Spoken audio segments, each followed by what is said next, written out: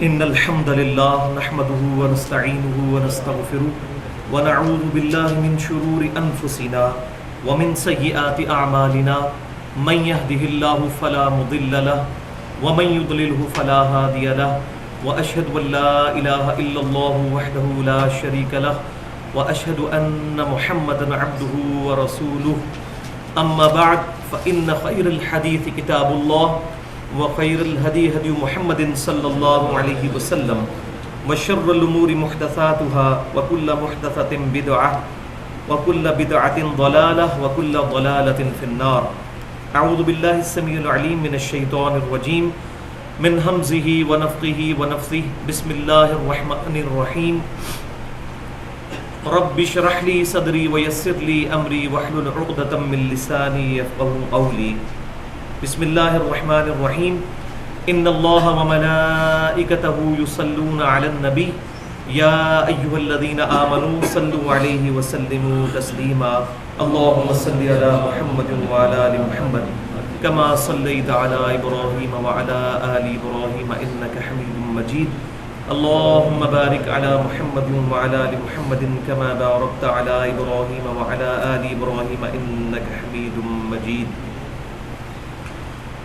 آج انشاءاللہ تعالی سورۃ النساء کی آیت نمبر 160 سے شروع کریں گے.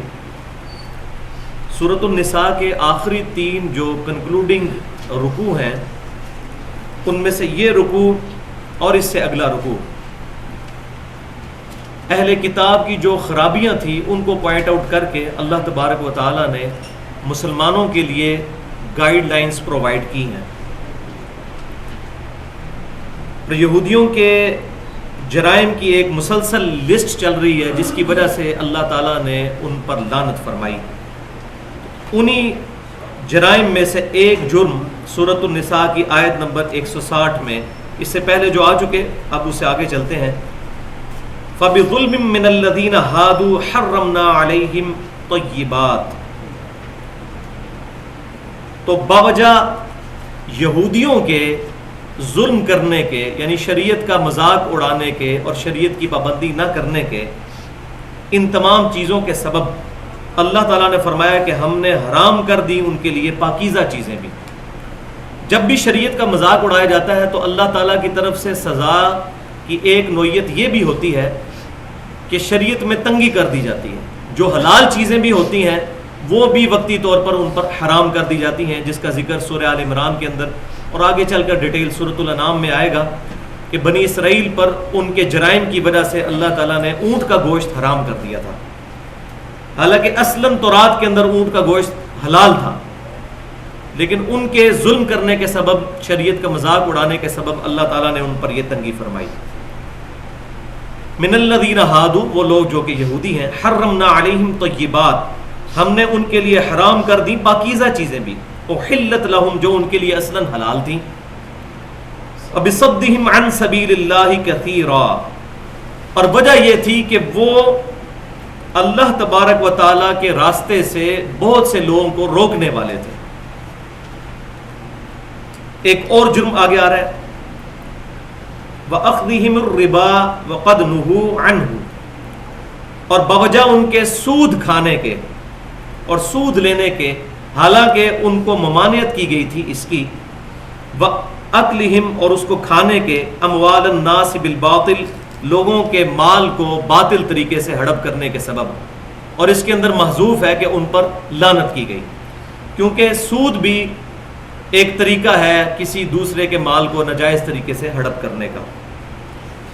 وَأَعْتَدْنَا لِلْكَافِرِينَ مِنْهُمْ عَذَابًا أَلِيمًا اور یہ تو دنیا کے اندر اللہ تبارک و تعالیٰ کی طرف سے لعنت آئی. اب آخرت کے لیے اللہ تبارک و تعالیٰ نے ایسے کافروں کے لیے دکھ اور درد دینے والا عذاب تیار کر رکھا ہے وَلِعَاذُ بِاللَّهِ تَعَالَى. اب یہودیوں کی ان برائیوں کا ذکر کرتے ہی ساتھ ہی سائملٹینیس کنٹراسٹ ہے کہ یہ سارے یہودیوں اور عیسائیوں کا کریکٹر ایسا نہیں تھا بلکہ ان کے اندر اچھے لوگ بھی موجود تھے جو شریعت کی پاسداری کرنے والے تھے. اور یہی وجہ ہے کہ جب امام کائنات سید الاولین والآخرین شفیع المذنبین رحمت للعالمین سیدنا و مولانا امام اعظم محمد رسول اللہ صلی اللہ علیہ وآلہ وسلم نے اعلان نبوت کیا تو جن کی پرورٹڈ نیچر نہیں تھی وہ یہودی اور عیسائی علماء آگے بڑھ چڑھ کر اسلام کے قبول کرنے والے بن گئے، جن میں ٹاپ آف دا لسٹ سیدنا عبداللہ بن سلام رضی اللہ تعالیٰ عنہ، یہودی بہت بڑے عالم تھے۔ اسی طریقے سے یہودیوں کے جو دو قبائل تھے، اوس اور خزرج، اوس کے سردار جو تھے سعد بن معاذ اور خزرج کے سردار جو تھے سعد بن عبادہ رضی اللہ تعالیٰ عنہما، انہوں نے بھی آگے بڑھ کر اسلام قبول کیا، اور ان کی اس قربانی کی وجہ سے پورے قبائل اسلام کے اندر یہودیوں کے داخل ہو گئے۔ تو اللہ تعالیٰ فرما رہے ہیں کہ ایسا نہیں ہے کہ یہ ٹوٹلی کیٹاگوریکلی غلط لوگ ہیں، اچھے لوگ بھی ہیں۔ لیکن الراسخون، لیکن یہ اردو میں بھی لفظ استعمال ہوتا ہے لیکن الراسخون فی العلم منہم، ایسے لوگ بھی ان کے اندر موجود ہیں جو علم میں پختہ ہے، کیونکہ سورہ فاطر کی آیت نمبر 28 ہے، انما یخشی اللہ من عبادہ العلماء، بے شک اللہ تعالیٰ کے بندوں میں سے اللہ کی معرفت اور خوف وہی لوگ رکھتے ہیں جو علم والے ہیں، جن کے پاس ڈیفینیٹ علم ہو۔ تو اہل علم بھی موجود ہے یہودیوں کے اندر بھی، عیسائیوں کے اندر بھی، لیکن الراسخون فی العلم منہم، لیکن علم میں پختہ لوگ بھی ان میں موجود ہیں۔ والمؤمنون، اور ایمان والے، یؤمنون بما انزل الیک وما انزل من قبلک، جو ایمان لاتے ہیں اے محبوب صلی اللہ علیہ وسلم جو ہم نے آپ کی طرف قرآن نازل کیا اس پر، اور جو آپ سے پہلے کتابیں نازل ہوئی تھیں، اولڈ ٹیسٹیمنٹ اور نیو ٹیسٹیمنٹ، یعنی تورات اور انجیل، ان پر بھی ایمان لاتے ہیں۔ اور اولڈ ٹیسٹیمنٹ اور نیو ٹیسٹیمنٹ پر ایمان لانے کا تقاضا ہے کہ اس کتاب پر بھی ایمان لایا جائے، کیونکہ میں بارہا یہ بتا چکا ہوں کہ اولڈ ٹیسٹیمنٹ اور نیو ٹیسٹیمنٹ کے اندر آج بھی جو ٹیمپرڈ فارم میں تورات اور انجیل موجود ہے، اس میں بھی نبی صلی اللہ علیہ وسلم کی پیشن گوئیاں موجود ہیں۔ یؤمنون بما انزل الیک وما انزل من قبلک والمقیمین الصلاۃ، اور نماز ادا کرنے والے ہیں، والمؤتون الزکاۃ، اور زکوٰۃ بھی دینے والے لوگ موجود ہیں ان میں، والمؤمنون باللہ والیوم الآخر، اور ایسے لوگ ہیں جو اللہ پر ایمان لاتے ہیں اور آخرت کا بھی یقین رکھتے ہیں۔ اولئک سنؤتیہم اجرا عظیما، ایسے لوگوں کو ان قریب ہم بہت بڑا اجر دینے والے ہیں۔ یعنی اللہ تبارک و تعالیٰ نے اہل ایمان کے لیے آخرت کے اندر بہت بڑا اجر تیار کر رکھا ہے۔ اب یہ جو دو رکوع آ رہے ہیں سورۃ النساء کے آخری دو کنکلوڈنگ، اور یہ قرآن پاک میں چند فیوریٹ ترین جو جگہ ہیں ان میں سے مجھے یہ پسندیدہ دو رکوع ہے۔ اس کی بہت بڑی وجہ یہ ہے کہ ان دو رکوع کے اندر مسلسل 13 آیات کے اندر آیت نمبر 163 سے لے کر 175 تک، اور ان میں بھی جو ٹاپ آف دا لسٹ آیت ہے آیت نمبر 165، اس آیت کے اندر اللہ تبارک و تعالیٰ نے رسالت کا جو منصب ہے اس کا فلسفہ بیان کیا ہے کہ رسول ہم نے دنیا میں کیوں بھیجے، ان کا مقصد کیا تھا۔ تو یہ مسلسل 13 آیات کی جو گفتگو ہے، اگر اس کو ہم ڈیوائیڈ کریں تو یہ تقریباً 7 سٹیپس کے اوپر مشتمل ہے۔ پہلے سٹیپ میں اللہ تبارک و تعالیٰ نے 12 انبیاء کرام علیہ السلام کے نام گنوائے ہیں۔ اس کے بعد دوسرے سٹیپ میں ان کی بعثت کا مقصد کیا تھا اس کو بیان کیا۔ تیسرے سٹیپ کے اندر جو لوگ انبیاء کرام علیہ السلام کی دعوت کو قبول نہیں کرتے ان کا انجام کیا ہونے والا ہے اس کا بیان کیا۔ چوتھے سٹیپ میں ایک بہت بڑی بیماری جو انبیاء کرام علیہ السلام کے ماننے والوں میں پیدا ہو جاتی ہے کہ وہ اپنے نبیوں کے معاملے میں غلو کرنا شروع کر دیتے ہیں، ایگزیجریشن شروع کر دیتے ہیں، مانتے ہوئے اس قدر آگے نکل جاتے ہیں کہ ڈیوینٹی کلیم کر دیتے ہیں اپنے انبیاء کے بارے میں، اللہ کے مقابلے پر لا کے کھڑا کر دیتے ہیں ان کو۔ اور 5ویں نمبر پر ان غلو کرنے والوں کا علاج اللہ تعالیٰ نے تجویز فرمایا۔ 6ٹھے سٹیپ پہ آخری رسول صلی اللہ علیہ وسلم کی دعوت اور ان کے اعلی دعوت قرآن کا ذکر خصوصیت کے ساتھ فرمایا۔ اور 7ویں اور آخری سٹیپ میں اللہ تبارک و تعالیٰ نے ان لوگوں کے لیے انعام کی بشارت سنائی کہ جو لوگ اس پیغمبر صلی اللہ علیہ وسلم اور ان پر نازل ہونے والے نور کی پیروی کریں گے اور اپنے آپ کو چمٹا لیں گے اس کتاب کے ساتھ، وہ اصل میں راہ راست پر ہوں گے۔ یہ 7 سٹیپس جو ہیں ان 13 آیات کے اندر کور ہوں گے. یہ میں نے آپ کو ایک سکیچ بلیو پرنٹ اس کا بتا دیا. اب اللہ کا نام لے کر شروع کرتے ہیں آیت نمبر 163 سے. تو یہ آیت نمبر 163 12 انبیاء کرام علیہ السلام کے ناموں کا گلدستہ ہے. قرآن پاک میں 2 جگہ اللہ تبارک و تعالیٰ نے انبیاء کرام علیہ السلام کے ناموں کا گلدستہ رکھا ہے. ان میں سے ایک جگہ یہ ہے اور ایک پھر سورۃ الانعام میں آیت نمبر 84 سے لے کر 86 تک, اس میں 18 انبیاء کرام کا ذکر آئے گا بائی نیم. یہاں 12 انبیاء کرام علیہ السلام کا ذکر بائی نیم آیا ہے. اس کے بعد ان کے دنیا میں آنے کا مقصد. بسم اللہ الرحمن الرحیم. انا اوحینا الیک کما اوحینا الی نوح. تو 12 کا بائی نیم ذکر کیا اور اپنے محبوب صلی اللہ علیہ وسلم کا بغیر نام کے ذکر کیا, لیکن پروٹوکول یہ دیا کہ سب سے پہلے آپ صلی اللہ علیہ وسلم کا ذکر کیا. بے شک ہم نے وحی کی الیکا, اے محبوب صلی اللہ علیہ وسلم آپ کی طرف, کما اوحینا الی نوح, جیسا کہ ہم نے وحی کی تھی نوح علیہ السلام کی طرف,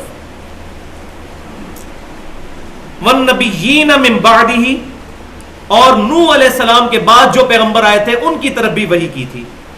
وَأَوْحَيْنَا إِلَىٰ إِبْرَاهِيمَ, اور ہم نے وحی کی ابراہیم علیہ السلام کی طرف, وَإِسْمَاعِيل, اور اسماعیل علیہ السلام کی طرف, وَإِسْحَاقَ وَيَعْقُوب, اور اسحاق علیہ السلام اور ان کے بیٹے یعقوب علیہ السلام, وَالْأَسْبَاطِ, اور پھر یعقوب علیہ السلام کی اولاد میں تو پھر 70,000 انبیاء آئے کم و بیش بنی اسرائیل میں, ان تمام کی طرف وحی کی. اور ان میں بھی ٹاپ آف دا لسٹ وعیسیٰ, اور عیسیٰ علیہ السلام پر بھی, وَأَيُّوب, اور ایوب علیہ السلام پر, وَيُونَسَ, اور یونس علیہ السلام پر, وَهَارُونَ وَسُلَيْمَانَ, اور ہارون علیہ السلام پر بھی, اور سلیمان علیہ السلام پر بھی. وَآتَيْنَا دَاوُودَ زَبُورًا, اور داؤد علیہ السلام کو تو ہم نے زبور جیسی کتاب بھی عطا فرمائی تھی. اب یہاں یہ یاد رکھیں, یہ انبیاء کرام علیہ السلام کے جو نام ذکر ہو رہے ہیں یہ زمانی ترتیب کے ساتھ نہیں ہو رہے, اس ترتیب سے یہ انبیاء نہیں آئے. مقصد ان کے ناموں کا ذکر کر کے پھر اگلی آیت میں, آیت نمبر 165 کے اندر اللہ تبارک و تعالیٰ نے ان کی بعثت کا مقصد بیان فرمانا ہے. وَرُسُلًا قَدْ قَصَصْنَاهُمْ عَلَيْكَ مِنْ قَبْلُ, اور رسول ایسے بھی ہیں جن کا حال ہم نے آپ صلی اللہ علیہ وسلم سے پہلے بیان کر دیا. اس سے پہلے سورۃ الانعام بھی نازل ہو چکی تھی, سورۃ الاعراف بھی نازل ہو چکی تھی, 2/3 مکی قرآن اس سے پہلے نازل ہو چکا تھا جس میں انبیاء کرام علیہ السلام کا ذکر بڑی ڈیٹیل کے ساتھ آیا. تو اللہ تعالیٰ نے فرمایا کہ ہم نے رسولوں کا ذکر کر دیا آپ صلی اللہ علیہ وسلم سے اس سے پہلے جتنے رسول گزرے. وَرُسُلًا لَمْ نَقْصُصْهُمْ عَلَيْكَ, اور ایسے رسول بھی ہیں جن کا ہم نے ذکر آپ سے نہیں کیا. اس کا یہ مطلب نہیں کہ وہ دنیا میں نہیں آئے, اس کے علاوہ بھی بہت انبیاء کرام علیہ السلام ہیں جو دنیا میں تشریف لائے لیکن ہم نے ان کا ذکر ابھی آپ سے نہیں کیا. وَكَلَّمَ اللَّهُ مُوسَىٰ تَكْلِيمًا, اور موسیٰ علیہ السلام کے ساتھ تو اللہ تعالیٰ نے کلام فرمایا تھا جیسا کہ کلام کرنے کا حق اس دنیا کے اندر اللہ تبارک و تعالیٰ نے ایک ہی پیغمبر ہیں جن کے ساتھ ڈائریکٹ کلام فرمایا ہے, اور وہ سیدنا موسیٰ علیہ السلام. ہمارے پیغمبر صلی اللہ علیہ وسلم سے کلام فرمایا لیکن اس دنیا میں نہیں, وہ عالم برزخ میں شب معراج نبی صلی اللہ علیہ وسلم کے ساتھ آسمانوں پر اللہ تعالیٰ نے کلام فرمایا. تو اللہ تبارک و تعالیٰ نے فرمایا ایسے رسول بھی ہیں جن کا ذکر ہم نے آپ سے کر دیا, اور ایسے بھی ہیں جن کا ذکر نہیں کیا. وہ تمام کے تمام رسول کس لیے آئے تھے؟ یہ آ رہی اب فلسفہ رسالت کی آیت, سورۃ النساء آیت نمبر 165. رسلا مبشرین و منذرین, یہ تمام رسول کس لیے بھیجے گئے؟ خوشخبریاں سنانے کے لیے اور ڈر سنانے کے لیے. ایمان والوں کو آخرت میں جنت کی خوشخبری, اور ایمان لا لانے والوں کو اور انبیاء کرام علیہ السلام کی نافرمانیاں کرنے والوں کو آخرت کے عذاب کا ڈر سنانے والے. اور کیوں؟ لِأَلَّا يَكُونَ لِلنَّاسِ عَلَى اللَّهِ حُجَّةٌ, تاکہ کوئی بھی دلیل لوگوں کے پاس نہ رہے اللہ پر، علی اللہ حجہ، اللہ کے مقابلے پر لوگوں کے پاس کوئی دلیل نہ رہے کہ اگر ہمارے پاس رسول آ جاتے تو اے اللہ ہم تجھے مان لیتے. تو اللہ تعالیٰ نے فرمایا کہ لوگوں کے ہاتھ میں کوئی دلیل نہ رہے، حق آخری معنوں میں، آخری درجے میں اریاں کر کے لوگوں کے سامنے پیش کر دیا جائے رسولوں کے ذریعے، تاکہ کسی بھی انسان کے پاس قیامت والے دن اللہ پر حجت نہ رہے کہ یا اللہ میرے تک تو پیغام نہیں آیا اس لیے میں نے توحید کا اقرار نہیں کیا. لِأَلَّا يَكُونَ لِلنَّاسِ، تاکہ نہ رہے لوگوں کے لیے علی اللہ حجہ، اللہ پر کوئی حجت، بعد الرسول، رسولوں کے آنے کے بعد. وَكَانَ اللَّهُ عَزِيزًا حَكِيمًا، اور اللہ تعالی غالب ہے اور حکمت والا ہے. یعنی اللہ تعالیٰ اس بات پر غالب ہے، اس کی قدرت سے باہر نہیں کہ بغیر انبیاء کرام کے ہی لوگوں کو ہدایت دے دے، لیکن حکیمہ ہے، وہ حکمت والا ہے. اس کی حکمت کا تقاضا یہ ہے کہ اس نے انبیاء کرام علیہ السلام کے ذریعے لوگوں تک حق بات پہنچائی. اللہ تعالیٰ کسی نبی کا محتاج نہیں حق بات پہنچانے میں، لیکن یہ طریقہ اس نے اڈاپٹ کیا. لہٰذا اب رحمانی توحید کا تقاضا یہ ہے کہ رسولوں کے ذریعے اللہ تعالیٰ تک پہنچا جائے. جو بھی رسولوں کا دامن کرم چھوڑ کر اللہ تک پہنچنے کی کوشش کرے گا وہ شیطانی توحید پر ہوگا. اور اس پر تو میں نے بڑی ڈیٹیل کے ساتھ منکرین حدیث کے رد میں جو گفتگو کی ہے 1 گھنٹہ اور 36 منٹ کی، جو مسئلہ نمبر 35 کے نام سے ہماری اہل سنت پاک.com پر رکھی ہوئی ہے کہ یہ شیطانی توحید ہے کہ انبیاء کرام کو چھوڑ کر ڈائریکٹ اللہ تعالیٰ کی شناخت. رحمانی توحید یہ ہے کہ انبیاء کرام کی بتائی ہوئی تعلیمات کے مطابق اللہ کو ماننا ہے، ان کی بتائی ہوئی تعلیمات کے مطابق اللہ تعالیٰ کی صفات کا اقرار کرنا ہے. یہاں میں کراس ریفرنس کے طور پر کچھ چیزیں بھی، آیات اور احادیث بھی بیان کرنا ضروری سمجھتا ہوں. ایک تو اس آیت کی تشریح میں جانے سے پہلے 2 علوم کا ذکر میں ضروری سمجھتا ہوں. ان میں سے پہلا نالج ہے ایکوائرڈ نالج، جس کو ہم سائنس کا علم کہتے ہیں. مشاہدات اور تجربات کے ذریعے جو علم حاصل ہوتا ہے اس کو ہم کہتے ہیں سائنس کا علم. The knowledge obtained through observations and experiments is known as science. انسان نے وقت کے تجربات کے ساتھ چیزیں سیکھی. مثال کے طور پر انسان نے یہ تجربے سے بات سیکھی کہ پیٹرول جو ہے یہ آگ کو بھڑکا دیتا ہے اور پانی آگ کو ٹھنڈا کر دیتا ہے. تو یہ ایک ڈیفینیٹ علم انسان کو حاصل ہو گیا، یہ بالکل ڈیفینیٹ علم ہے. اور یہ اللہ تبارک و تعالیٰ نے پہلا انسان جو دنیا میں تھا سیدنا آدم علیہ السلام، ان کے دماغ میں یہ ودیت کر دیا تھا، جس کا ذکر سورۃ البقرہ کی آیت نمبر 31 کے اندر موجود ہے. وَعَلَّمَ آدَمَ الْأَسْمَاءَ كُلَّهَا، ہم نے آدم علیہ السلام کو تمام چیزوں کے نام سکھا دیے تھے. پھر آگے چل کے آتا ہے فرشتوں پر پیش کیا، فرشتے نہیں بتا سکے. تو آدم علیہ السلام کو پوٹینشلی تمام علم ان کے دماغ میں ودیت کر دیا گیا تھا. جیسا کہ آم کی گٹھلی کو جب زمین میں بوتے ہیں تو پورے آم کا درخت اس ایک گٹھلی میں موجود ہوتا ہے، لیکن اس کو درخت بننے کے لیے 8 سال کم از کم چاہیے ہوتے ہیں. اسی طریقے سے آدم علیہ السلام کے دماغ میں پوٹینشلی جو اللہ تعالیٰ نے علم داخل کیا تھا سائنس کا، آبزرویشنز اور ایکسپیریمنٹس کا، اس کو 10,000 سال لگے ہیں آج اس نہج پر پہنچتے ہوئے کہ انسان نے ایسی ایسی چیزیں بنا لی ہیں کہ پرانے اگر لوگ زندہ ہو جائیں تو ان کی عقلیں دنگ رہ جائیں.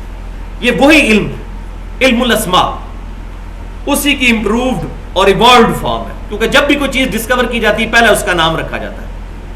تو علم الاسماء کیا؟ چیزوں کے نام. پھر آگے سلسلہ چلنا شروع ہو جاتا ہے. آج انسان نے ایسے جہاز بنا لیے ہیں جو 450-500 مسافروں کو لے کے آسمان پر اڑ لیتے ہیں اور بحفاظت پھر زمین پہ اتر بھی آ جاتے ہیں. تو یہ ایک پوری فیلڈ ہے. اس پہ میں نے 2007 کے شروع میں ایک لیکچر دیا تھا، who is Allah in the light of latest scientific research. Allah کون ہے جدید سائنسی تحقیق کی روشنی میں، اردو میں 1.25 گھنٹے کا.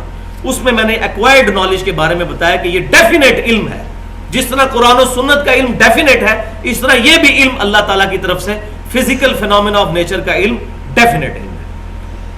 تو یہ جو ڈیفینیٹ علم ہے اس نے بھی آج انسان کو اس نہج تک پہنچا دیا ہے کہ لوگوں نے آبزرویشنز کے ذریعے یہ چیز سمجھ لی ہے کہ یہ کائنات ایٹ رینڈم نہیں چل رہی بلکہ کسی کے چلانے سے چل رہی ہے. اور وہ آج موضوع نہیں ہے, ورنہ اس پر گھنٹوں چاہیے. وہ لیکچر اللہ کون ہے اس میں نے ڈیٹیل کے ساتھ بیان کیا.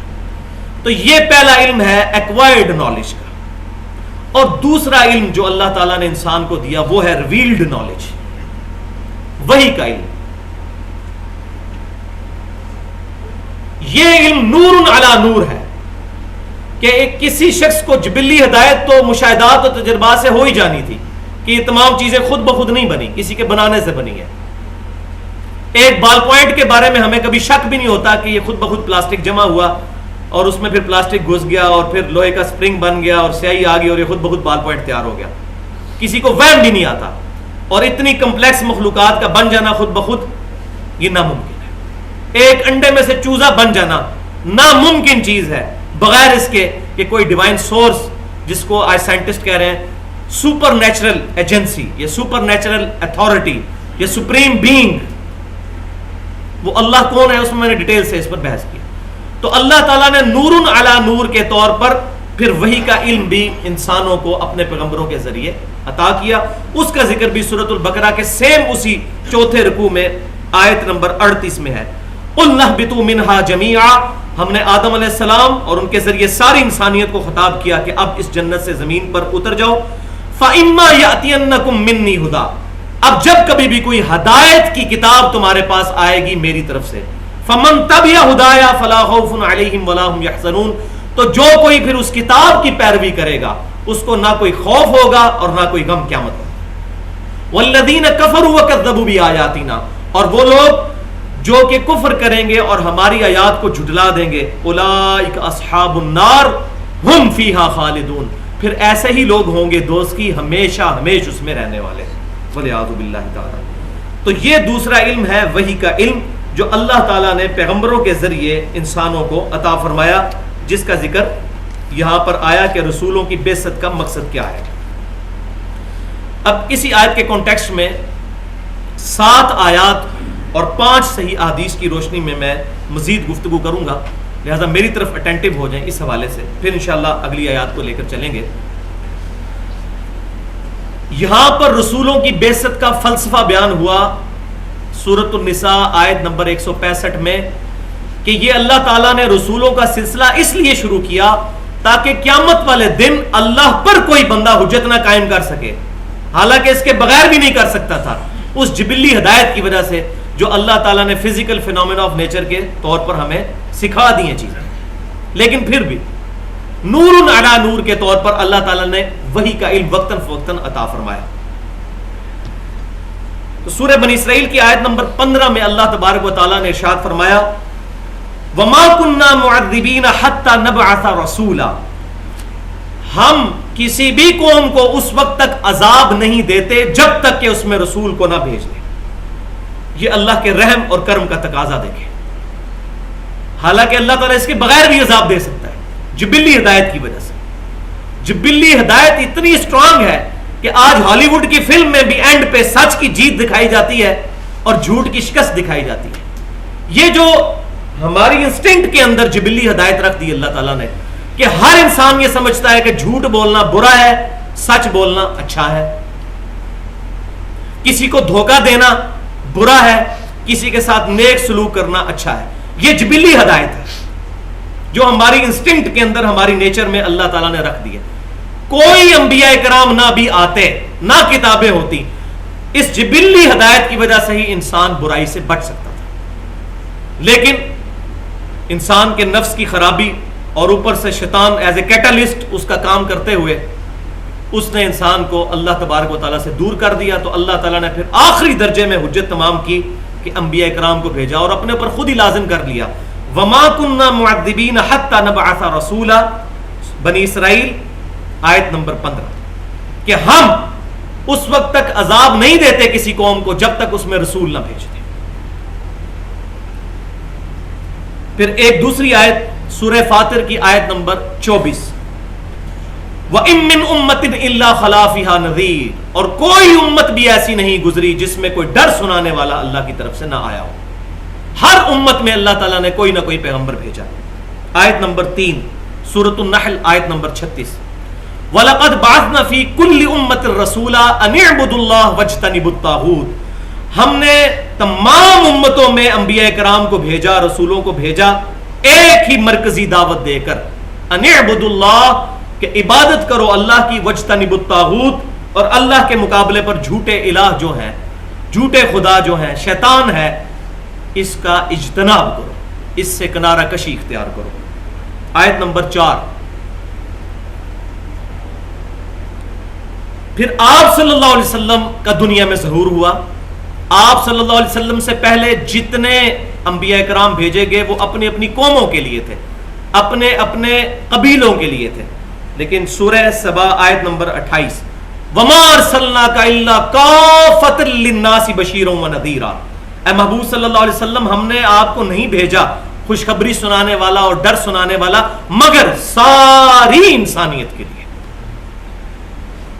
پھر سورۃ الانبیاء میں اللہ تعالیٰ نے مختلف انبیاء کرام علیہ السلام کا ذکر کیا، اور پھر آخر میں کنکلوڈ کرتے ہوئے سورۃ الانبیاء کی آیت نمبر 107، وَمَا أَرْسَلْنَاكَ إِلَّا رَحْمَةً لِلْعَالَمِينَ، اے محبوب صلی اللہ علیہ وسلم، ہم نے آپ کو نہیں بھیجا مگر سارے جہانوں کے لیے رحمت بنا کر.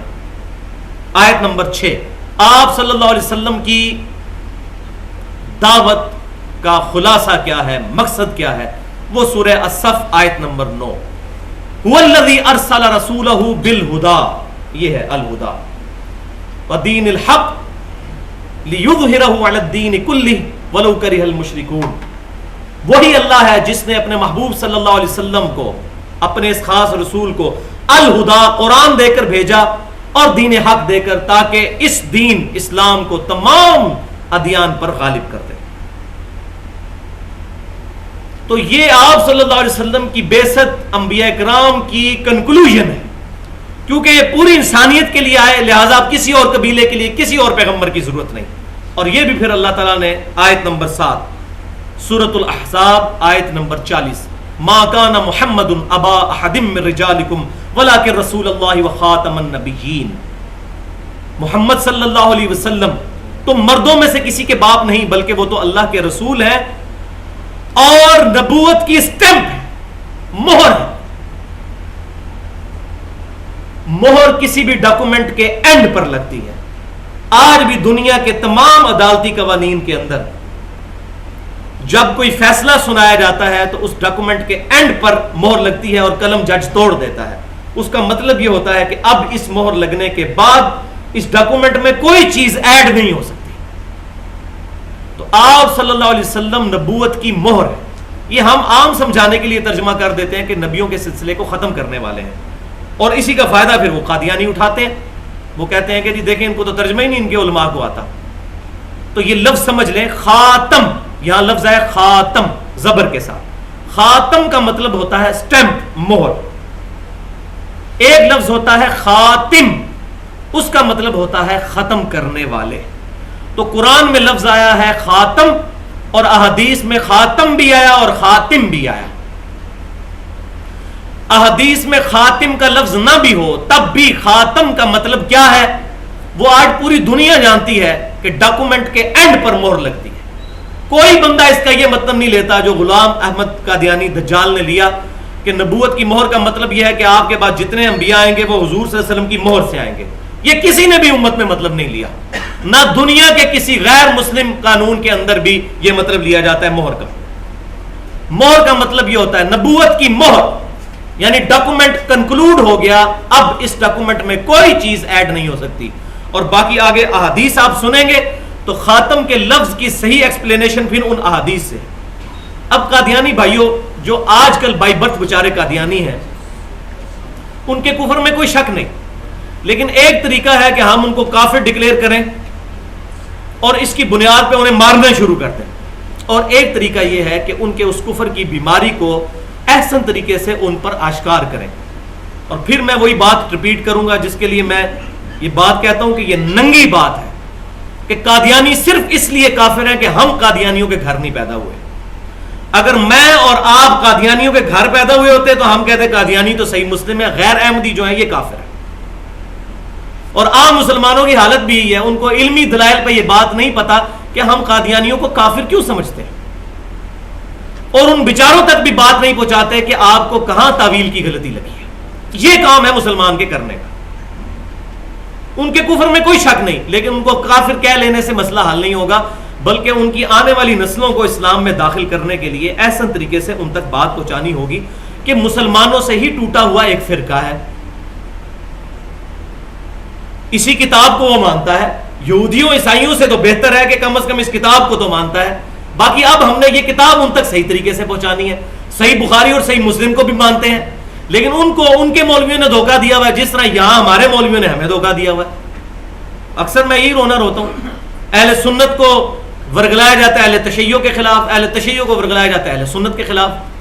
جو باتیں ہیں وہ اختلاف اپنی جگہ, اس کو ایسا طریقے سے ایڈریس کرنا چاہیے, لیکن اس کی وجہ سے ایک دوسرے کو مارنے پر اتر آنا اور مسجد کے ٹوائلٹس کے اندر چاکنگ شروع کر دینا, شیعہ کافر, جو بندی کافر, اہل حدیث کافر یا بریلوی کافر, یہ بہت بڑا ظلم ہے. یہ مسلمانوں کی روش نہیں ہونی چاہیے. تو اب میں خصوصاً قادیانیوں کے لیے یہاں پر کنکلوژن کے طور پر, چونکہ یہ آیت آ گئی آپ صلی اللہ علیہ وسلم کی ختم نبوت پر, تو میں ان تک یہ احسن طریقے سے بات پہنچانا چاہتا ہوں, اور آپ بھی اس بات کو پہنچائیں جتنے لوگ یہاں بیٹھے ہوئے ہیں, تاکہ ان کے علماء نے جو ان کو دھوکہ دیا ہوا ہے وہ ان پر آشکار ہو. کوئی بندہ بھی بھائیو جان بوجھ کر دوزخ میں نہیں جانا چاہتا, بس کو غلطی لگ جاتی ہے. ہمارا کام ہے ہم اس غلطی کو احسن طریقے سے ان پر آشکار کریں. تو یہاں پر میں 5 احادیث اسی خاتم کے لفظ کی تشریح کے طور پر, ویسے تو ضرورت نہیں احادیث کی, لیکن جو تواتر سے احادیث آ رہی ہیں ان کو تو سارے مانتے ہیں.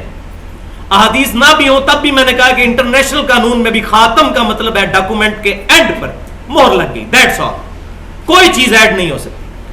اب یہی معنی احادیث میں آپ صلی اللہ علیہ وسلم نے بالکل واضح طور پر ارشاد فرما دیا. پہلی حدیث صحیح بخاری اور صحیح مسلم کی, متفق علیہ حدیث, امام کائنات سید الاولین والآخرین شفیع المذنبین رحمت للعالمین سیدنا و مولانا امام اعظم محمد رسول اللہ صلی اللہ علیہ وسلم نے ارشاد فرمایا کہ میری اور باقی انبیاء کرام علیہ السلام کی مثال ایک خوبصورت عمارت کی سی ہے. اس عمارت کے پاس سے جب لوگ گزرتے ہیں تو اس کی بڑی تعریف کرتے ہیں اس کی خوبصورتی کی, لیکن اس عمارت میں صرف ایک اینٹ لگنے کی جگہ باقی ہے, اور سارے لوگ یہی بات کرتے ہیں اگر یہ ایک اینٹ لگ جائے تو یہ عمارت مکمل ہو جائے گی, اور وہ ایک اینٹ میں ہوں. آپ صلی اللہ علیہ وسلم نے بیان فرمایا بھائیو جگہ ہی ایک اینٹ کی ہے, تو مسلمہ کذاب یا غلام احمد قادیانی یا آج جو مصر کے اندر ایک اور فتنہ اٹھا ہے ارشاد خلیفہ, یہ لوگ کیسے آگے بیچ میں جب جگہ ہی ایک اینٹ کی خالی ہے. تو آپ صلی اللہ علیہ وسلم نے ایک اینٹ کا ارشاد فرمایا, اور پھر آپ صلی اللہ علیہ وسلم نے فرمایا وَأَنَا خَاتَمُ النَّبِيِّينَ, اور میں ہوں نبوت کی مہر. تو مہر کی صحیح ٹرانسلیشن کر دی کہ ایک اینٹ کی جگہ خالی ہے, وہ لگ گئی, وہ آخری ڈاکومنٹ پر سٹیمپ ہے جو لگ گئی اور بات ختم. ورنہ تو آپ فرماتے ہیں کہ ایک اینٹ, اس کے بعد اور جگہ بھی موجود ہے, اس اینٹ کے بعد باقی اینٹیں بھی لگیں گی. نہیں, ایک اینٹ کی جگہ خالی. تو یہاں بھی لفظ خاتم آیا جو قرآن میں آیا, خاتم, سٹیمپ, مہر. دوسری حدیث صحیح بخاری اور صحیح مسلم کی متفق علیہ حدیث ہے کہ آپ صلی اللہ علیہ وسلم نے فرمایا کہ مجھے اللہ تعالیٰ نے 5 ایسی خصوصیات عطا فرمائی جو مجھ سے پہلے کسی پیغمبر کو نہیں تھی. ان میں سے آپ صلی اللہ علیہ وسلم نے 5ویں خصوصیت کے طور پر ارشاد فرمایا کہ تمام انبیاء کرام علیہ السلام کو اللہ تعالیٰ نے کسی قوم یا قبیلے کی طرف مبعوث کیا, اور مجھے اللہ تعالیٰ نے ساری انسانیت کی طرف مبعوث کیا. اور یہی حدیث جب صحیح مسلم میں آتی ہے تو اس کے آگے الفاظ ہیں کہ آپ صلی اللہ علیہ وسلم نے فرمایا کہ مجھے ساری انسانیت کے لیے مبعوث کیا, وَخُتِمَ بِيَ النَّبِيُّونَ, اور مجھ پر ختم کر دی گئی نبوت. یہاں وہ لفظ وہ بھی آ گیا, خاتم کا لفظ بھی. ابھی تک تو خاتم چل رہا تھا, نبوت کی مہر, یہاں آ گیا سلسلہ ختم, مکمل طور پر فنش. مجھ پر اللہ تعالیٰ نے نبیوں کا سلسلہ ختم فرما دیا, تو یہاں پر خاتم لفظ بھی آ گیا. تیسری حدیث صحیح بخاری اور مسلم کی متفق علیہ حدیث ہے. آپ صلی اللہ علیہ وسلم نے فرمایا قیامت اس وقت تک قائم نہیں ہوگی جب تک کہ 30 جھوٹے دجال نہ پیدا ہو جائیں. ان میں سے ہر شخص یہی دعویٰ کرے گا کہ میں اللہ کا رسول ہوں. یہ حدیث صحیح بخاری اور مسلم میں دونوں موجود ہے کہ 30 جھوٹے دجال آئیں گے قیامت تک, اور ہر ایک دعویٰ کرے گا کہ میں اللہ کا رسول. یہاں رسول کے الفاظ ہیں. اور چوتھی حدیث سنن ابی داؤد اور جامعہ ترمذی میں جو ہے اس میں الفاظ ہیں کہ قیامت اس وقت تک نہیں قائم ہوگی جب تک 30 جھوٹے نبی نہ پیدا ہو جائیں. رسول بھی آ گیا, نبی بھی آ گیا. یہ قادیانی جو الجھاتے رہتے ہیں نہیں جی رسول آ سکتا ہے نبی نہیں آ سکتا, نبی آ سکتا ہے رسول نہیں آ سکتا, تو دونوں الفاظ آ گئے. سنن ابی داؤد اور جامعہ ترمذی میں الفاظ ہے 30 جھوٹے نبی پیدا ہوں گے اور ان میں سے ہر شخص یہی دعویٰ کرے گا کہ میں اللہ کا پیغمبر ہوں. پھر آپ صلی اللہ علیہ وسلم نے ساتھ ہی بھی فرما دیا انا خاتم النبیین لا نبی بعدی, میں خاتم النبیین ہوں, نبوت کی مہر ہوں, میرے بعد کوئی نبی نہیں. یہ مہر کا مطلب ہے خود ہی آپ صلی اللہ علیہ وسلم نے ایکسپلین فرما دیا. اور آخری فیصلہ کن حدیث اس مسئلے میں, ویسے تو یہ ساری فیصلہ کن ہے, 5ویں حدیث جو جامعہ ترمذی میں موجود ہے, المستدرک للحاکم میں بھی صحیح سند کے ساتھ ہے, امام ذہبی نے بھی موافقت کی ہے, اور بخاری اور مسلم کی شرط پر یہ حدیث بالکل صحیح ہے کہ آپ صلی اللہ علیہ وسلم نے فرمایا کہ بے شک مجھ پر رسالت اور نبوت آخری درجے پہ مکمل ہو چکی ہے. بے شک میری ذات کے بعد نبوت اور رسالت منقطع ہو چکی ہے. میرے بعد نہ تو کوئی نبی آئے گا اور نہ کوئی رسول آئے گا. اب آپ نے دونوں الفاظ ارشاد فرما دیے الحمدللہ. تو یہ 5 احادیث تھیں, لیکن پھر میں بات ریپیٹ کروں گا, یہ احادیث نہ بھی ہوں تب بھی الحمدللہ قرآن پاک اپنے اس عقیدے کی حفاظت کرتا ہے. اور یہاں ضمناً میں ایک بات بتا دوں, قرآن پاک کے بارے میں جگہ جگہ قرآن میں ہی آتا ہے کہ یہ کتاب اپنے سے جو اگلی کتابیں گزر چکی ان کی تصدیق کرنے والی ہے. کسی ایک جگہ بھی نہیں آیا کہ اپنے بعد جو کتابیں آئیں گی یا اس کے بعد جو وحی نازل ہوگی اس کی تصدیق کرنے والی ہے, ورنہ تو اس کے اندر یہ آیت بھی موجود ہوتی. جب بھی بات آئی تو یہی کہ اس سے پہلے جو کتابیں نازل ہوئی ان کی تصدیق کرنے والی ہے. اور یہ ضروری تھا کہ بعد میں اگر کوئی وحی نازل ہوتی تو اس کا ذکر اس میں ہوتا. کیوں؟ کیونکہ تورات اور انجیل میں بھی ذکر ہے کہ اس کے بعد آخری کتاب نازل ہوگی. جب بھی کوئی کتاب نازل ہوتی ہے وہ اپنے سے پچھلی کتابوں کی تصدیق اور آنے والوں کی بشارت دیتی ہے. اس کتاب میں بار بار یہی ذکر ہوا کہ یہ کتاب تصدیق کرتی ہے اس سے پہلے جو کتابیں نازل ہوئیں. تو الحمدللہ یہ آخری درجے میں اس معاملے میں حق واضح ہو گیا. اب آ جائیے آیت نمبر 166 سے. لیکن اللہ یشہد بما انزل الیک, کوئی تسلیم کرے یا نہ کرے لیکن اللہ تعالیٰ گواہی دیتا ہے اے محبوب صلی اللہ علیہ وسلم جو آپ پر نازل ہوا, انزلناہ بعلمہ, بے شک وہ اللہ تعالیٰ کے علم کے ساتھ نازل ہوا ہے. ہم اکیلے ہی کافی ہیں گواہی دینے کو کہ یہ کتاب حق ہے, قرآن حق ہے. والملائکۃ یشہدون, اور فرشتے بھی اللہ کے ساتھ گواہ ہیں اس کتاب کے حق ہونے پر.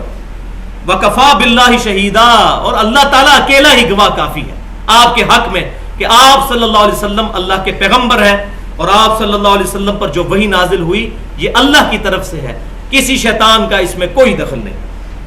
ان الذین کفروا وصدوا عن سبیل اللہ, بے شک وہ لوگ جنہوں نے کفر کیا اور اللہ کے راستے سے روکا, قد ضلوا ضلالا بعیدا, وہ گمراہ ہو گئے اور گمراہی میں بھی دور جا پڑے. ان الذین کفروا وصدوا عن سبیل اللہ قد ضلوا ضلالا بعیدا. ان الذین کفروا وظلموا, بے شک وہ لوگ جنہوں نے کفر کیا اور ظلم کیا, لم یکن اللہ لیغفر لہم ولا لیہدیہم طریقا, اللہ تعالیٰ ان کے گناہوں کو کبھی معاف نہیں کرے گا جنہوں نے جان بوجھ کر کفر اختیار کیا حق کھلنے کے باوجود. اور یہ ایکسکلوسیولی یہود کے اور نصارہ کے علماء کے لیے تھا, کیونکہ ان کو تو حق واضح نظر آ گیا تھا کہ اولڈ ٹیسٹمنٹ اور نیو ٹیسٹمنٹ میں جس پروفٹ کی بشارت ہے وہ یہی پیغمبر ہے صلی اللہ علیہ وسلم. اللہ تعالیٰ فرماتا ہے ہم ان کو اب راہ راست بھی نہیں دکھائیں گے جنہوں نے جان بوجھ کر کفر اختیار کیا, الا طریق جہنم, ہاں ان کو ایک راستہ دکھائیں گے. کتنی ٹانٹ اور طنز کے ساتھ بات ہو رہی ہے. الا طریق جہنم، جہنم کا راستہ ان کو ضرور دکھائیں گے، خالدین فیہا ابدا، وہ اس میں رہیں گے ہمیشہ ہمیش، وکان ذلک علی اللہ یسیرا، اور یہ اللہ کو بڑا آسان ہے۔ اس میں تصوف کا بھی ارادہ آ گیا، جی اللہ تعالیٰ تو ماں سے بھی 70 گنا زیادہ محبت کرتا ہے، وہ اپنے بندوں کو کیسے جلائے گا دوزخ کے اندر؟ ہو ہی نہیں سکتا۔ معین الدین ابن عربی صاحب کہا کرتے تھے، تو ان کا بھی ارادہ آ گیا کہ اللہ پر بڑا آسان ہے، اللہ کا کوئی رشتہ دار نہیں، اللہ الصمد، اللہ بے نیاز ہے، اللہ کو کوئی پرواہ نہیں ہے۔ اگر وہ اپنے نافرمانوں کو دوزخ میں ڈالے، اللہ تبارک و تعالیٰ کو کوئی ٹینجیبل فارم میں اس چیز کا غم نہیں ہو سکتا۔ اور اللہ فرما رہا ہے ہمیں بڑا آسان ہے، اتنے بڑے بڑے علماء کو دوزخ میں جھونک دیا جائے گا یہود و نصارہ کے، ان کے ظلم کرنے کے سبب، یہ اللہ کو بہت آسان ہے۔ اللہ تعالیٰ کوئی کسی کا پروٹوکول نہیں رکھے گا، لحاظ کسی کا نہیں رکھے گا۔ والعیاذ باللہ تعالی، اللہ تعالیٰ ہمیں بلا حساب و کتاب ہی بخش دے۔ یہاں پر وہ حدیث بھی یاد کر لیں جو صحیح مسلم میں کتاب الایمان میں موجود ہے۔ آپ صلی اللہ علیہ وسلم نے فرمایا، جس یہودی اور عیسائی نے میرے بارے میں سن لیا کہ میں اللہ کا پیغمبر ہوں اور مجھ پر ایمان نہ لایا تو وہ دوزخ میں جائے گا۔ جس تک بھی یہ بات پہنچ گئی اس پر ایمان لانا ضروری ہے۔ اب میں یہاں پر چاہ رہا ہوں کہ وہ آپ کو 2 بشارتیں بھی مختصراً بیان کر دوں، کیونکہ اب ذکر ہو رہا ہے یہودیوں عیسائیوں کا، ان تک یہ بات پہنچانی بہت ضروری ہے۔ آج بھی جو انجیل چھپ رہی ہے اس میں اولڈ ٹیسٹیمنٹ جو ہے تورات، اس میں جو ڈیوٹرانومی چیپٹر ہے، کتاب الاستثناء، باب نمبر 18 کی آیت نمبر 18 ہے۔ اللہ تبارک و تعالیٰ موسیٰ علیہ السلام کو مخاطب کر کے فرماتا ہے، آج بھی موجود ہے انجیل، آپ انجیل بائبل جو سوسائٹی ہے نارکلی لاہور میں مفت لے سکتے ہیں، اس میں یہ بات موجود ہے۔ کتاب الاستثناء ڈیوٹرانومی چیپٹر باب نمبر 18 کی آیت نمبر 18، اے موسیٰ علیہ السلام، میں تیرے ان امتیوں کے بھائیوں میں سے، یعنی بنی اسرائیل کے بھائی بنو اسماعیل میں سے تیری مانند ایک رسول اٹھاؤں گا، اور اس کے منہ میں اپنا کلام ڈالوں گا، وہ اپنی خواہش نفس سے کچھ نہیں کہیں گے، وہ وہی کہیں گے جو میں ان کو وحی کروں گا۔ وما ينطق عن الهوى ان هو الا وحی یوحى، یہ سیم آیت قرآن میں بھی موجود ہے۔ تو موسیٰ علیہ السلام کے امتیوں کے بھائیوں میں سے موسیٰ علیہ السلام کی مانند، موسیٰ علیہ السلام کی مانند حضرت عیسیٰ علیہ السلام نہیں، اگرچہ وہ ان کے بعد آئے ہیں، نبی صلی اللہ علیہ وسلم ہے۔ موسیٰ علیہ السلام کے والد تھے، سیدنا عیسیٰ علیہ السلام کے کوئی والد نہیں تھے، اور ہمارے نبی صلی اللہ علیہ وسلم کے بھی والد تھے۔ موسیٰ علیہ السلام پر بھی ایمان لانے والوں کی تعداد بہت زیادہ تھی، لاکھوں میں۔ حضرت عیسیٰ علیہ السلام پر صرف 12 حواری ایمان لے کر آئے، اور ہمارے نبی صلی اللہ علیہ وسلم پر بھی ایمان لانے والوں کی تعداد بہت زیادہ تھی۔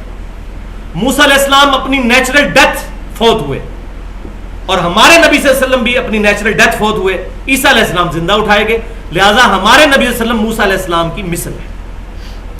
موسیٰ علیہ السلام نئی شریعت لے کر آئے تھے، اور عیسیٰ علیہ السلام انہی کی شریعت کی ترویج کے لیے آئے تھے، اور ہمارے نبی صلی اللہ علیہ وسلم بھی نئی شریعت لے کر آئے، لہٰذا ہمارے پیغمبر صلی اللہ علیہ وسلم موسیٰ علیہ السلام کی مثل ہے، عیسیٰ علیہ السلام ان کی مثل نہیں ہے۔ یہ میں اس لیے بتا رہا ہوں کہ کرسچنز کہتے ہیں یہ بشارت عیسیٰ علیہ السلام کے بارے میں ہے، تو عیسیٰ علیہ السلام تو بنی اسرائیل میں سے تھے، وہ تو یہودیوں میں سے تھے، نہ کہ بنی اسماعیل میں سے تھے۔ تو یہ تو ہو گئی تورات، اور اس کی اگلی آیت 19 نمبر آیت میں ہے کہ پھر جو کوئی میرے پیغمبر پر ایمان نہیں لائے گا میں اس سے ریونج لوں گا، بدلہ لوں گا، اور وہ بدلہ آج تک جاری ہے، کبھی ہٹلر کی شکل میں، اور اس کی آخری قسط بخاری اور مسلم میں ہے کہ یہودی اگر کسی پتھر کے پیچھے بھی یا درخت کے پیچھے بھی چھپا ہوگا تو وہ پتھر اور درخت بھی بول اٹھے گا کہ میرے پیچھے یہودی ہے، اس کو قتل کرو، بے گناہ نہیں، ان کی غلط روش کی وجہ سے، سوائے ایک درخت کے غرقد نام کا درخت ہے جو ان کی حفاظت کرے گا، وہ نہیں بولے گا، اور آج اسرائیل میں اس درخت کی کاشت کی جا رہی ہے۔ تو میں نے پچھلی دفعہ بھی جو مسئلہ نمبر 12 کو ڈیٹیل سے ایڈریس کیا تھا، حیات مسیح علیہ السلام اور نزول مسیح علیہ السلام، 1 گھنٹے میں اہل سنت پاک.com پر رکھا ہوا ہے۔ دوسرا جو نیو ٹیسٹیمنٹ ہے، انجیل کی بگڑی ہوئی شکل، اس میں جو گاسپل آف جان ہے، یوحنا کی انجیل، 4 انجیلیں ہیں، اس میں 4 چیپٹرز ہیں، gospel of marks, gospel of Matthew, gospel of Luke اور گاسپل آف جان۔ جو گاسپل آف جان آخری چیپٹر ہے اس کا، یوحنا کی انجیل، اس میں جو باب نمبر 14 ہے، اس کا اچھا خاصا پورشن ہمارے پیغمبر صلی اللہ علیہ وسلم کی بشارت کے بارے میں عیسیٰ علیہ السلام اپنے حواریوں سے مخاطب ہو کر کہتے ہیں اس کے اندر، اور یہ میں نے پہلے بھی بتایا کہ انجیل جو ہے وہ اس وقت جو موجودہ انجیل ہے وہ عیسیٰ علیہ السلام کی احادیث اور اللہ تعالیٰ کی جو وہی تھی اس کا مرغوبہ ہے، اور کچھ ٹیمپرڈ فارم میں بھی چیزیں موجود ہیں. لہذا عیسیٰ علیہ السلام کی حدیث بھی اس میں اسی طریقے سے موجود ہے کہ اے میرے امتیو، میں نے تم سے بہت کچھ کہنا ہے لیکن ابھی تم اس کے متحمل نہیں ہو. میں تمہارے رب سے ریکویسٹ کروں گا کہ وہ میرے بعد تم میں وہ ہستی بھیجے جو تمہیں وہ تمام باتیں سکھائے جو میں نہیں تمہیں سکھا سکا، اس لیے کہ تمہارا انٹلیکچوئل لیول اتنا نہیں ہے، انسانی ذہن کی بلوغت ابھی اتنی نہیں ہوئی. وہ ہستی جب دنیا میں آئیں گی وہ تمہیں تمام علم سکھائیں گی.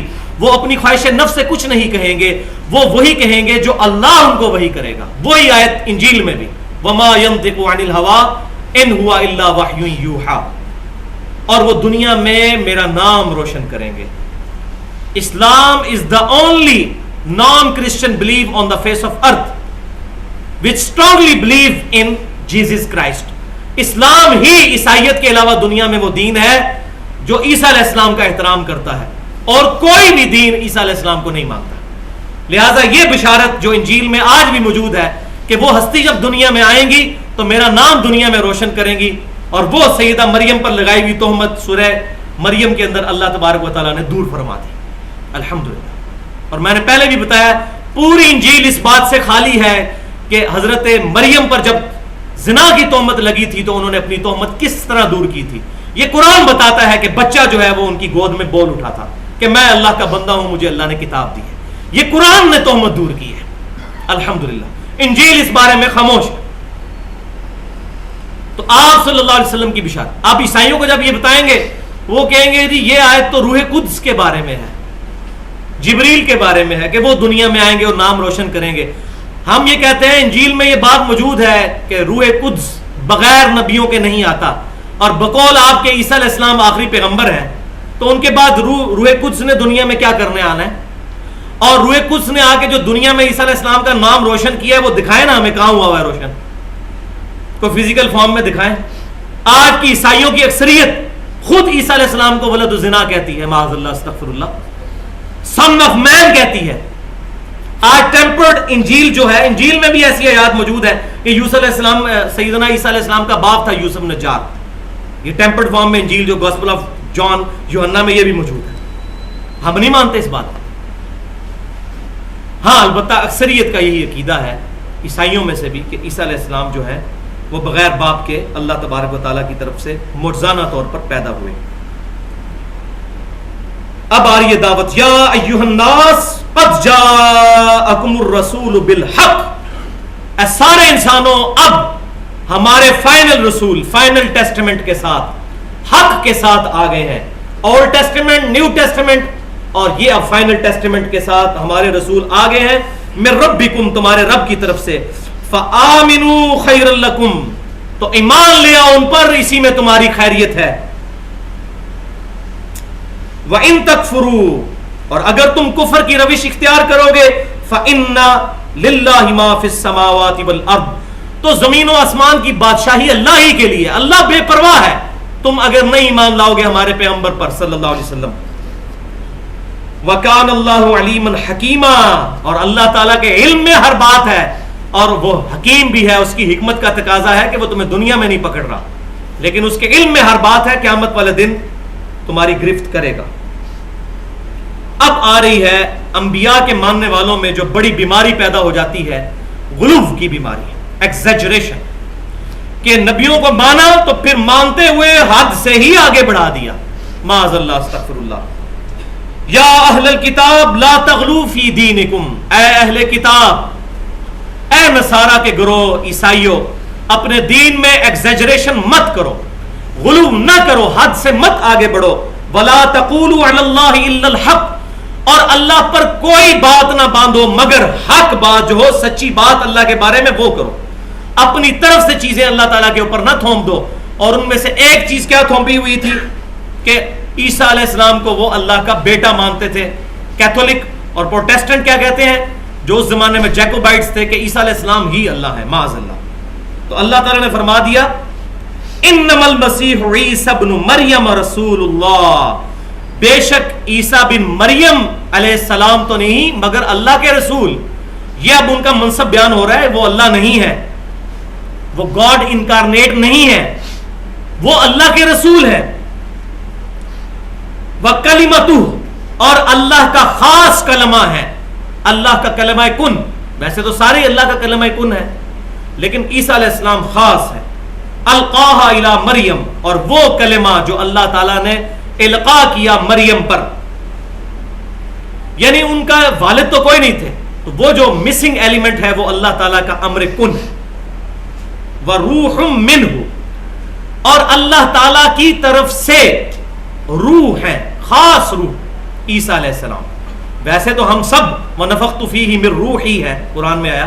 آدم علیہ السلام میں بھی روح پھونکی گئی، ہر انسان میں اللہ تعالیٰ نے روح پھونکی اپنی طرف سے، لیکن عیسیٰ علیہ السلام خاص اللہ کی روح ہے. یہ آج کے عیسائی جو مشنری ہیں وہ اس کو پیش کرتے ہیں کہ دیکھیں جی عیسیٰ علیہ السلام اللہ میں سے روح ہے، وہ یہ ترجمہ کرتے ہیں. تو یہ بات سمجھ لیں آپ کہ من کے دو ترجمے ہیں. پرائمری ترجمہ من کا ہوتا ہے فرام، سے، کسی کی طرف سے. جو اللہ میں سے ہوگا اس کے لیے عربی کا لفظ ہوگا فی، میں، اللہ میں سے. یہ ہے اللہ کی طرف سے روح، اللہ میں سے روح نہیں.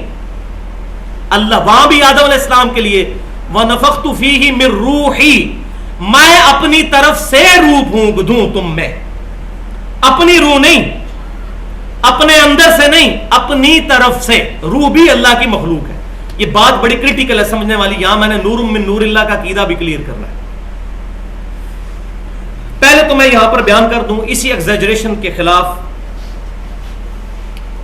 ایک حدیث صحیح بخاری کتاب الانبیاء سے کہ آپ صلی اللہ علیہ وسلم نے فرمایا، اے میرے امتیوں دیکھنا میری شان کو اس طرح بلند نہ کر دینا جس طرح نصارہ نے اپنے پروفٹ کی شان کو بلند کیا.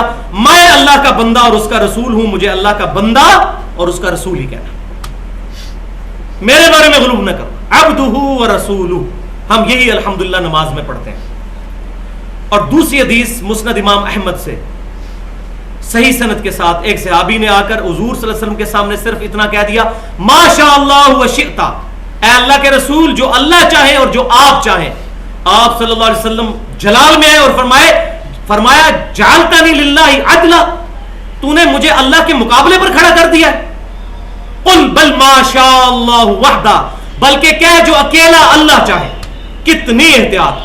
آج کا وہ مولوی ہوتا وہ کہتا جی حضور میں تو اللہ دا بندہ ہی بن کے پہ کہنا وا، میں تو اللہ تا نہیں بنا دیتا، میں تو مستقل بذات کا عقیدہ آپ کے لیے رکھا نہیں ہوا، میں آپ کا عطائی مان رہا ہوں، ذاتی نہیں مان رہا. یہ جو آج تفریق کر رہے ہیں مستقل بذات، عطائی، محدود، غیر محدود، اس کی بنیاد پر ہر چیز نبی صلی اللہ علیہ وسلم نے کیٹاگوریکل مینشن. اور صحابی سے تصور بھی نہیں ہو سکتا کہ وہ معاذ اللہ استغفر اللہ اللہ تبارک و تعالی کے مقابلے پر حضور کو کھڑا کر رہے ہوں گے. اور حضور صلی اللہ علیہ وسلم نے تب بھی منع کیا، جعلتنی للہ عدلا، تو نے مجھے اللہ کے مقابلے پر کھڑا کر دیا. لیکن یہاں یہ بات بھی یاد رکھیں جن معاملوں میں اللہ اور رسول کا ذکر اکٹھا ہے وہ ہم کرتے ہیں. جیسے صحابہ کرام بخاری مسلم میں درجنوں حدیثیں، جب کوئی معاملہ نہیں پتا ہوتا تھا تو کہتے تھے واللہ ورسولہ اعلم، اللہ اور اس کا رسول بہتر جانتے ہیں شریعت کے اس مسئلے کو. اس مسئلے میں اللہ اور اس کا رسول ہی بہتر جانتے ہیں. لیکن یہ تقدیر کے جو معاملات ہیں یہ اللہ تعالیٰ کے ساتھ خاص. تو آپ صلی اللہ علیہ وسلم نے فرمایا صرف کہو جو اکیلا اللہ چاہے، اس سے منع فرما دیا. لہذا میں پینڈولم کی دونوں ایکسٹریمز کا ذکر کر رہا ہوں. میں یہ بھی نہیں کہتا کہ اللہ رسول کا ذکر اکٹھا کرنا شرک ہے معاذ اللہ، ایسی شیطانی توحید نہیں میں بیان کرتا. جہاں جہاں اللہ رسول کا ذکر اکٹھا ہے وہاں ہم کرتے ہیں. بلکہ ہم تو اس سے بھی بڑی بات کرتے ہیں، من یطیع الرسول فقد اطاع اللہ، جس نے رسول کی اطاعت کی اس نے اللہ کی اطاعت کی. یہ آیت نہیں پڑھتے قرآن سے؟ یہاں تو کٹھا بھی ذکر نہیں ہے، رسول کے ریفرنس سے اللہ کا ذکر ہو رہا ہے. اطیع اللہ اطیع رسول تو چھوٹی چیز ہے، یہ اس سے بڑی چیز ہے. من یطیع الرسول فقد اطاع اللہ، سورۃ النساء آیت نمبر 80. لیکن جہاں احتیاط وہ اب یہاں پر ذہن میں رکھیں. تو یہ اب روح من کو بھی سمجھ لیں. تو میں نے من کا مطلب بتایا سے، لہذا تصوف میں جو وہ عقیدہ آیا کہ موسیٰ علیہ السلام جب اپنے سفر میں تھے تو درخت میں سے آواز آئی، یہ ترجمہ وہ کرتے ہیں، وہ بھی غلط ہے. کیوں؟ سورۃ القصص کی آیت نمبر 30 میں لفظ کیا ہے؟ من الشجرتی، فی شجرتی نہیں ہے. یہ بھائیو وہ پوائنٹ ہے جو آپ کو نہ کسی کتاب میں ملنے ہیں نہ کسی مولوی نے بتانے ہیں. یہ میں نے زندگی میں مار کھا کے یہ چیزیں سیکھی ہیں، کمپیریٹیو اسٹڈی کر کے.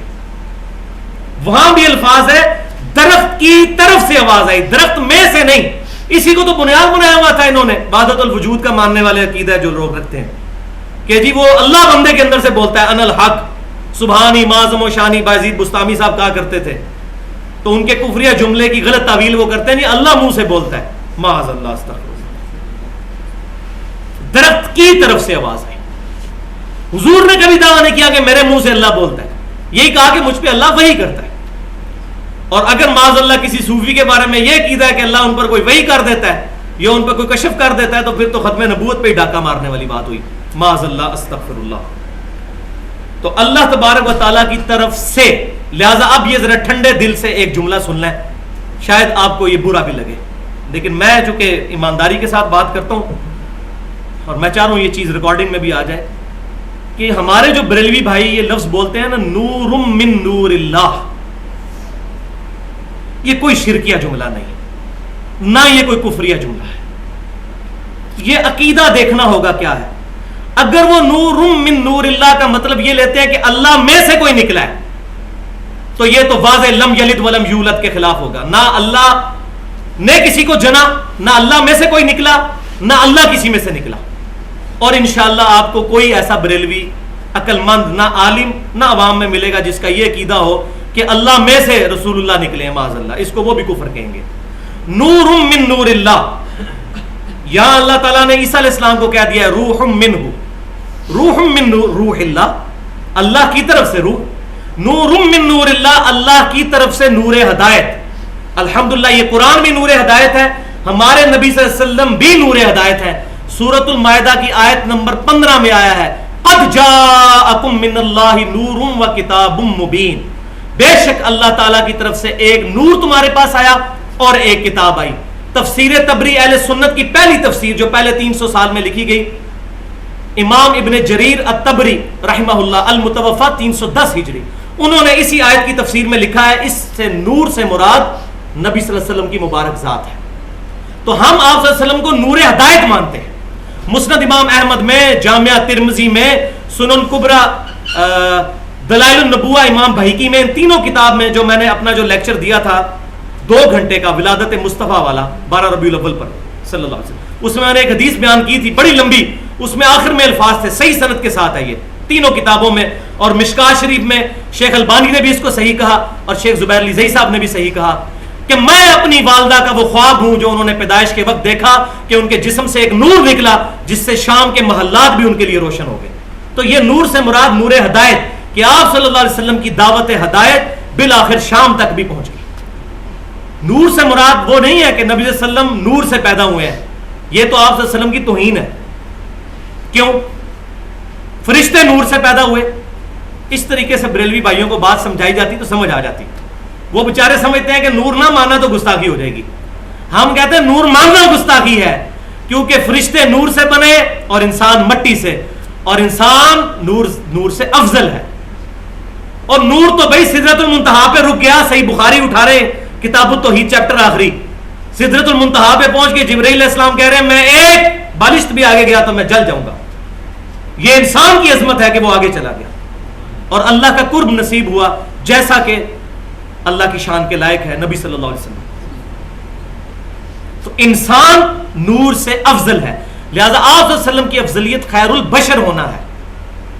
ہاں نور ہدایت ہے, قرآن بھی نور ہدایت, صحابہ کرام علیہم رضوان کے فرامین بھی نور ہدایت, صحیح بخاری بھی نور ہدایت, صحیح مسلم بھی نور ہدایت. ہدایت کی روشنی یہ کتابیں الحمدللہ. تو یہاں میں نے یہ عقیدہ بھی کلیئر کر دیا اور وحدت الوجود کا بھی رد کر دیا کہ وحدت الوجود کا یہ خطرناک عقیدہ قرآن کے بالکل خلاف ہے.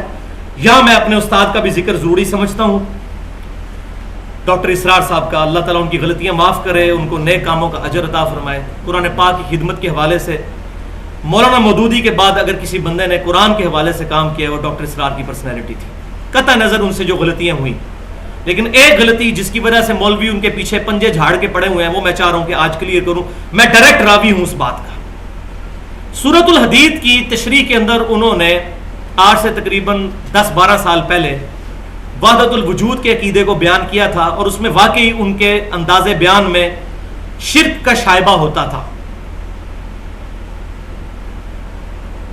تو 13 جون 2008 کو میری 2 گھنٹے کی 1-to-1 ملاقات ہوئی ڈاکٹر اسرار صاحب کے ساتھ، جمعے کے دن 13 جون 2008 کو لاہور میں گیا اور میں نے اس سے گلا کیا کہ یہ جو آپ وحدت الوجود بیان کرتے ہیں یہ تو عقیدہ شرکیہ ہے، پینتھیزم کا عقیدہ، ہماؤس کا عقیدہ.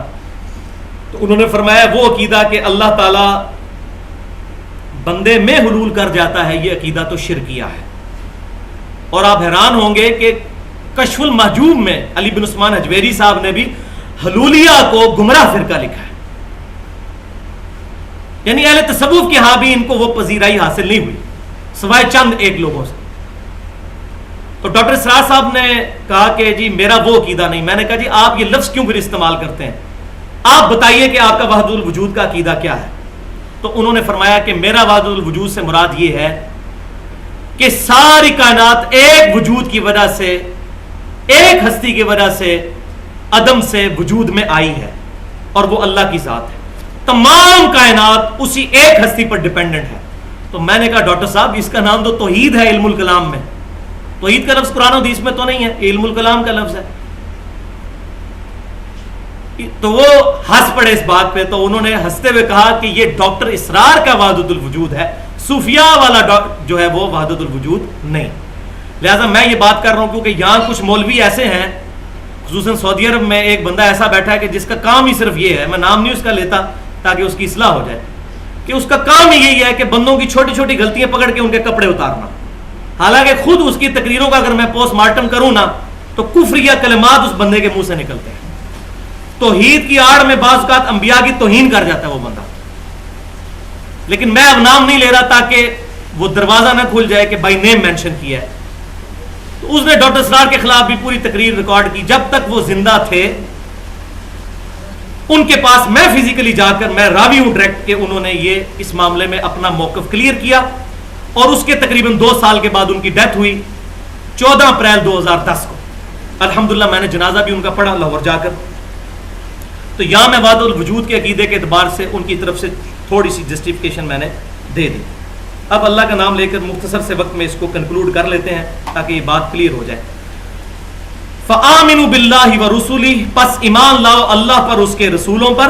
ولا تقولوا ثلاثا، اور مت کہو کہ 3 خدا ہے. 3 خدا، ٹرینٹی کا عقیدہ نہ رکھو. کیتھولک کیا کہتے تھے کہ گاڈ دا ہولی فادر.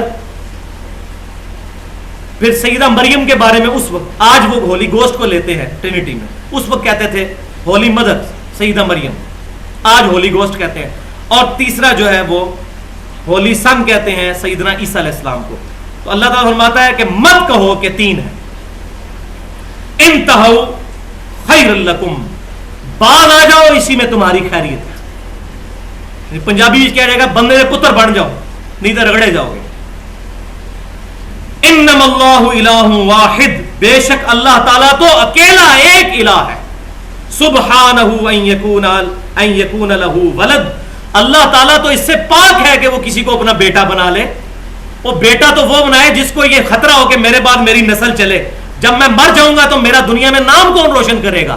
اللہ تعالیٰ کو تو موت آنی نہیں، لم یلد ولم یولد، اور حی القیوم ہے وہ، اس کو کبھی موت نہیں آنی. اس کو کیا ٹینشن، وہ تو پاک ہے ان چیزوں سے کہ اس کی کوئی اولاد ہو. اولاد تو انسان کو چاہیے ہوتی ہے جو دنیا میں مرنے کے بعد نام روشن کرے. وہ پاک ہے کہ اپنے لیے کوئی بیٹا اختیار کرے. لہو ما فی السماوات و ما فی الارض، جو کچھ آسمانوں اور زمین کے اندر ہے سب کی ملکیت، بادشاہت اس کے ہاتھ میں ہے. وکفا باللہ وکیلا، اور اللہ تعالیٰ اکیلا ہی کارساز کافی ہے. یہاں پر ہم اپنی گفتگو آج کنکلوڈ کرتے ہیں. اس کی وجہ یہ ہے کہ اب یہ ٹائم مکمل ہو چکا ہے. آگے کچھ میں نے گفتگو کرنی ہے انشاءاللہ تعالیٰ، وہ اگلی دفعہ میں انشاءاللہ تعالیٰ اس گفتگو کو لے کر چلوں گا. اللہ تعالیٰ سے دعا ہے جو حق بات میں نے کہی ہمارے دلوں میں راسخ فرمائے، اور جو کوئی غلط بات میرے منہ سے نکل گئی اللہ تعالیٰ ہمارے دلوں سے محو کر دے. کتاب و سنت اور اجماع کی تعلیمات پر عمل کر کے دوسرے بھائیوں تک پہنچانے کی توفیق عطا فرمائے. محفل سے اٹھنے کی دعا ہے. سبحانک اللہم و بحمدک، اشہد ان لا الہ الا انت، استغفرک و اتوب الیک، وما علینا الا البلاغ المبین.